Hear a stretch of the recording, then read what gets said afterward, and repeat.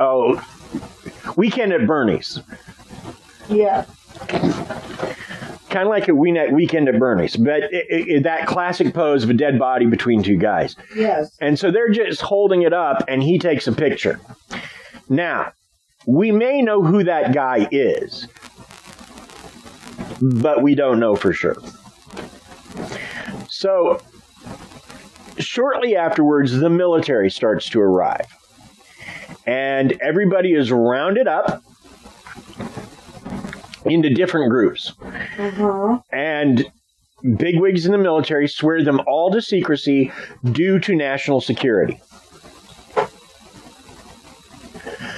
And the fact that this didn't get talked about much after this, you got to remember, in 1941, national security was a big deal to invoke. Yeah. It wasn't invoked as often as it has been in the last few years, and people really respected it. It was a different time and a different culture.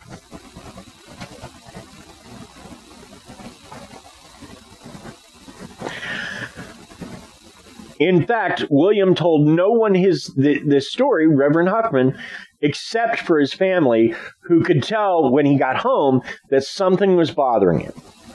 Well, yeah, that would mess with you.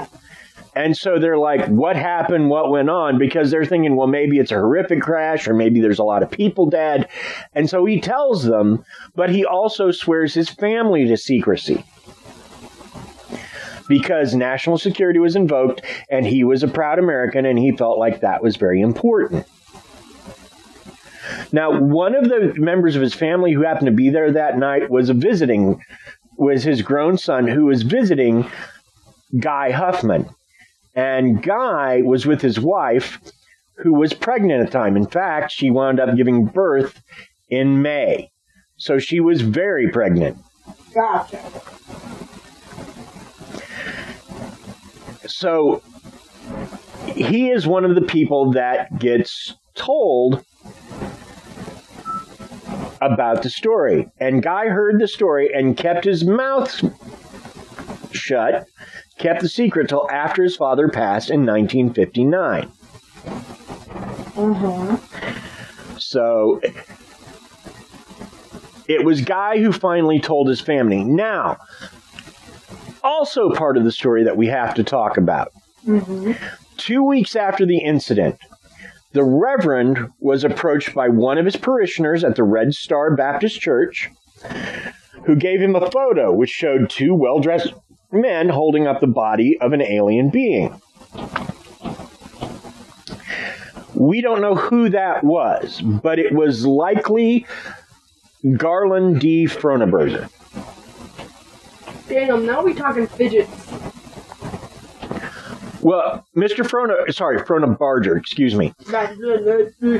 That's quite a name. Yes, well, we know that Fronabarger was a member of the church at that time, the Red Star Baptist Church. We also know that he was a photographer for the Southeast Missouri newspaper for most of his career. Fronabarger told Huffman he made 2 copies of the photo. One he gave to Huffman and one he kept for himself. I see. That sounds like a good way to get yourself in trouble, son. Well, I think he kept the photographs just in case the government wanted to get a little too hands-on with dealing with people who saw the crash. So,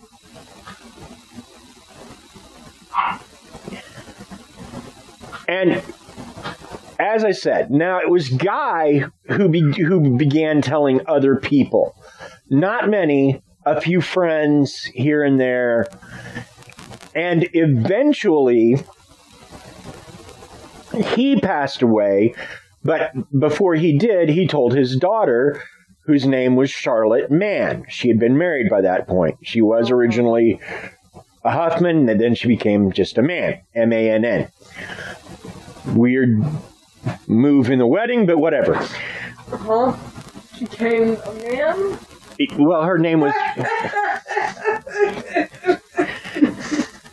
her name was Huffman. Then she got married and her last name became Mann, M-A-N-N. Oh, I thought you said it. Oh. She was really confused for a moment.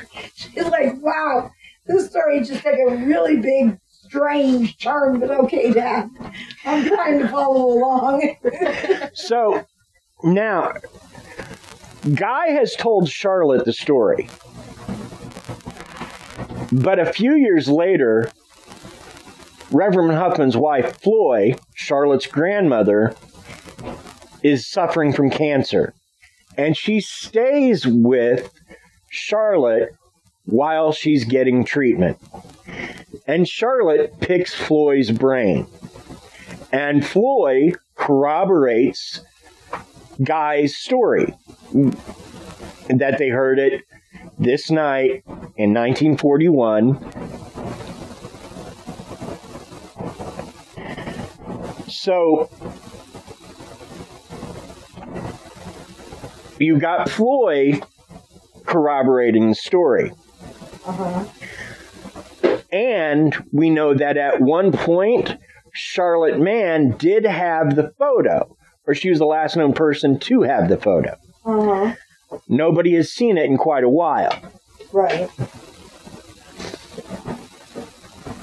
So, considering this event happened almost 80 years ago, we have very little in the way of corroborating evidence. Of course. What we do know is that duty logs for the time indicate both the fire and the police were called out to investigate an accident.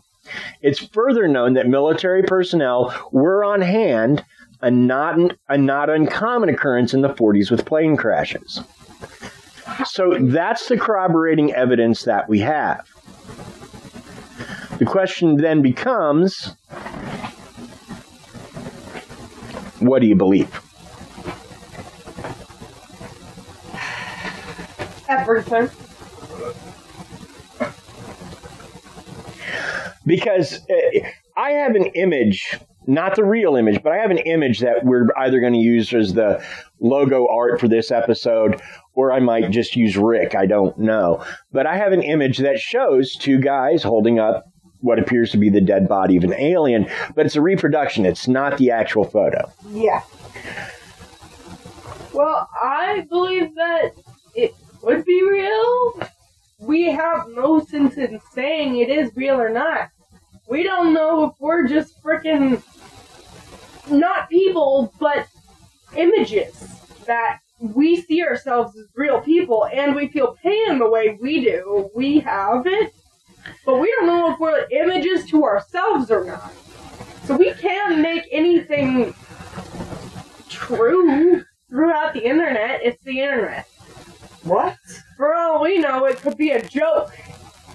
See, unfortunately, this predates the internet by quite a while. Unfortunately or fortunately. I mean, really. Well, But either way, I think it's probably real. and that's where I'm kind of at with it, because you're dealing with a man that now, I'm not going to say that all reverends are good people and don't lie, but I'm going to say that most of them, especially ones that have this much trust by the Southern Baptist Convention, probably keep lying to a minimum. Now, they are people, but one wonders why he would tell his family this. And we have Floyd's testimony that he did. Right. If it wasn't true. And then swear them to secrecy. Right. Hoaxers want people to know. And so, if this was some sort of hoax, Right. why would he swear his family to secrecy? And if it didn't happen, why did Floyd admit to Charlotte that it did? Or that according to her husband it did? Because she wasn't there. She can only attest to what she saw. And she says that Reverend Huffman came home, he looked very shaken, and that was the story he told. And Guy, being a child of a reverend, is probably generally honest. Again, everybody sins. We're all sinners and we all have our issues. So, but again, this is a pretty big lift for a lie. Right. So the question becomes, how much do we believe them? And how much of the story we believe. For me, I find it very believable. If only because between the military duty logs and order diaries and stuff like that, it does say these people attended a crash. Right. So we know definitely something. We know definitely something took place. And why would some small town pastor who just went to a wreck make up such a crazy story just to make it up? Just for something to talk about. Just, it makes more sense that he actually honestly believed everything that he said. Right. And that's where I'm at with it. Also, while it is possible that Guy concocted the story and somehow got Floyd to lie along with him, which I don't get, we're getting images of the classic gray years before the classic gray was a classic. Right. So I kind of believe it in general, overall. And that's probably not a surprise to any of our listeners because I want to believe as much as Fox Mulder. I really do. And this to me works. Right. And the thing is, it's not a well-known story. There's a couple of books on it. It was the subject of a very small documentary that I cannot find,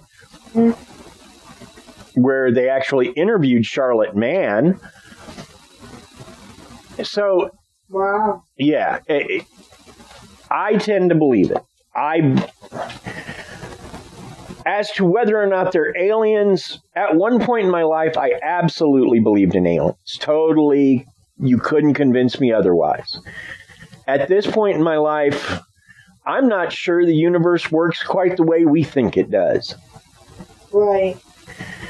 And I think what we call aliens may just be visitors from other dimensions, or maybe even just future versions of ourselves. Anything's possible.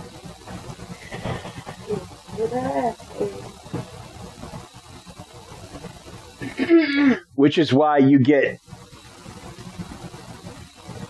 what's also known as USPs, unidentified submerged phenomenon. And I think that whatever dimensional junction they come through, some of them just happen to be near oceans. Yeah. Because I find it hard to believe that some of the places we've seen these things emerge from, we don't have any way of going down and checking if there's some sort of base underneath it. Although we did talk about Lake Baikal, and the last group of people that decided to chase a bunch of aliens down into a lake, it didn't work out well for them. No, not at all. So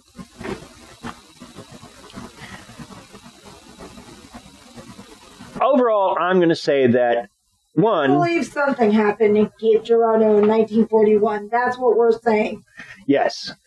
And then I'm also going to go with, I really enjoyed this story. The research on it was fairly simple, but to me it was powerfully convincing because